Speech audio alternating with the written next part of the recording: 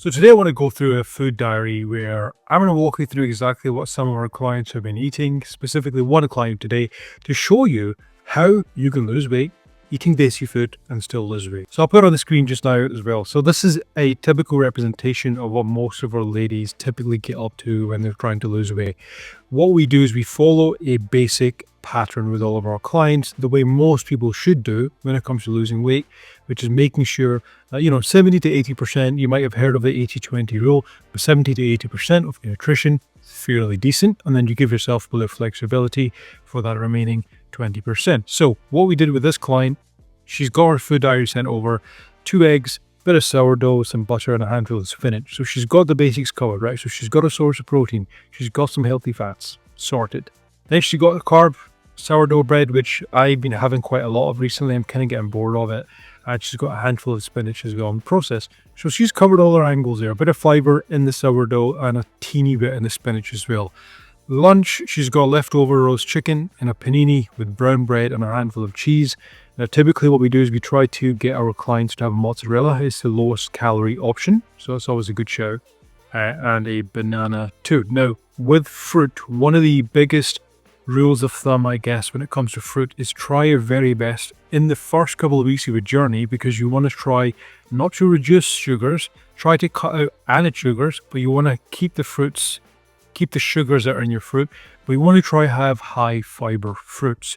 Bananas are okay, but what we try to get our ladies to do is to get them to have apples, pears with skin on, kiwi if you're feeling adventurous and you can have the skin on with them as well. Berries, one of my favorite sources of fruits, especially raspberries, which are excellent for fiber. So you want to try have them. Those options are going to be typically lower in sugar and higher in fiber. But remember, sugar in the presence of fiber is totally fine. So for example, if you had to choose between an orange or an orange juice, you want to obviously go for orange because the fiber is going to be present. You'd be surprised at how many oranges are in a glass of orange juice. Dinner time then, we've got some garlic chicken with 1 large roti, salad, lots of water. So common sense stuff that we do with the majority of our clients is if they want to enjoy any South Asian dish, they want to cover a couple of fundamentals. So the first thing obviously is making sure there is a source of protein available. Okay, it's there, pick at it. Secondly, making sure that the carb source is not clean, kind of hate that term, but somewhat decent. Okay, so you're not having 2 large chapatis with butter slather all over them. No, have 1 large roti and you'll be just fine. If you want to have some butter, maybe some light butter should do the job, and then have a source of veggies at the side. Now, the reason I say veggies with your dinner time, especially if you live, for example, with a large family or with in-laws, is think about it for a second, right? If you are like a lot of people that we deal with, sadly, it's a shame that they get picked on and they get questioned when it comes to their, eating nutritionally dense foods. They get asked if they're on a diet, etc., etc. But think about it, right? If you want to attract a lot of attention, which again is a shame, I can't believe I'm actually saying that, you want to try your very best to have lots of food that's going to add volume to your stomach. Okay, I'm sure you've heard of the phrase volume eating on TikTok, and it's stupid because a lot of the stuff is common sense stuff that people have been doing for bloody decades, but we just want to attach, a name to it now, right? But if you're able to have, a nice handful of leafy greens with your dinner time, you're not going to feel full to keep stuffing your face with something that's perhaps more high calorie. So it's a very, very simple tactic. Whatever veggie you like, make sure you load up on it with the dinner time, so that whatever, if you have no control over your dinners because you live in a big family, then yourself, you're not going to end up overeating on calories because you're going to feel quite full anyway. So just a little hack for you. And also, if you tend to find that you end up having desserts or something quite high sugary afterwards, again, having lots of veggies with your dinner time will stop you from doing it. Just try it for a couple of days and I promise it's going to work wonders. Snack time, 4 tablespoons of Greek yogurt, some honey, flax seeds, and a packet of crisp. Now we've got some fiber there in the flax seeds, we've got some honey to make a protein source. Greek yogurt tastes good. But reflecting back on this log, right, the reason I'm doing this very short video is just so you can see exactly what a good day of nutrition looks like. There are no organic avocados. There's no smoked salmon on a bagel with cream cheese. There's no couscous or organic berries. None of that nonsense here. No goji berries. It's simple foods that you can find in a simple supermarket that's accessible. But what you need to remember is no matter how you change your nutrition, you got to find a way that you can stick to it. So I asked this lady right here, do you see yourself enjoying this in 2, 3, 4 months time? And she said yes. She found it minimal hassle and she found it easy enough to prepare.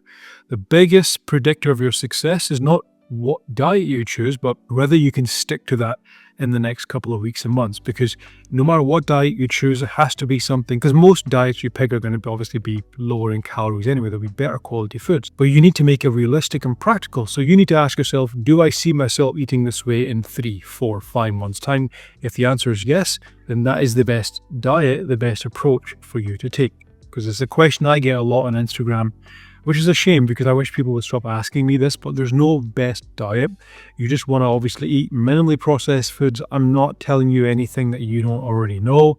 You know all this stuff anyway, but you want to eat minimally processed, get a good amount of fruits and veggies, protein, simple stuff that we have been doing. Yes, even our South Asian ancestors have been doing for bloody years and can lose weight. You just have to persist and be patient and consistent with it. So always ask yourself when you start a diet, okay, whether you opt into these free Instagram challenges, ask yourself, okay, it's been a day or two, do I see myself eating this way in the next couple of months? And if the answer is no, it's the wrong approach for you, okay?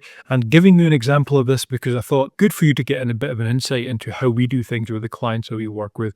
We try to make it as familiar as possible to them so that they find the transition to eating healthy a lot easier.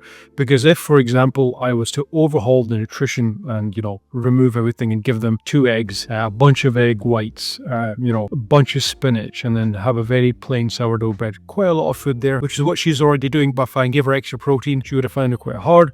If I said to her, no leftover roast chicken, it needs to be, a baked chicken breast with rice and some veggies, no cheese. Again, I find that miserable to even talk about. No roti salad at all in your dinners. It has to be, baked cod with roasted potatoes and cauliflower and lots of water. Like, even thinking about that is making me quite miserable, okay?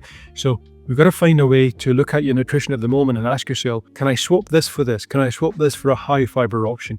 Can I bring in, if I'm having lots of chicken wings or what have you, can I have chicken thighs or chicken breast if you like it even better, So start with the swaps you can make rather than trying to overhaul your nutrition entirely. And I promise you the transition is going to be a hell of a lot easier. Now, if you want us to work that out for you for free, I'm going to put a link in the description. I want you to click on it and we've got a completely free guide for you where you're going to be told how to set up your nutrition yourself, and you'll be given a template that you can follow. That's going to be an outline. It's not a strict meal plan. I'm against that entirely, but it's going to be a framework that you can follow, particularly if you have Desi food a couple of times a week. No matter who you are, it's going to map everything out for you and it'll give you some help. So the link will be in the description. Do check it out. And if you found any value in this, obviously, as always, please do consider subscribing as well, and leave a comment below if you want to engage in the video, with the video in any way. Okay, so I'll see you in the next video. Before you go, as I say always in my videos, I did a video about reformer Pilates. So if you're a female watching this and you're wondering whether, reformer Pilates is going to be quite good, what's the craze? Everyone's doing it. The celebrities are doing it. Your best friend's doing it. Her cousin's doing it. Her cousin's friend's doing it. Then check out this video before you go. I'm going to break it down for you. You may not like it because it might go against everything that you've seen recently on social media, but nonetheless, give it a watch.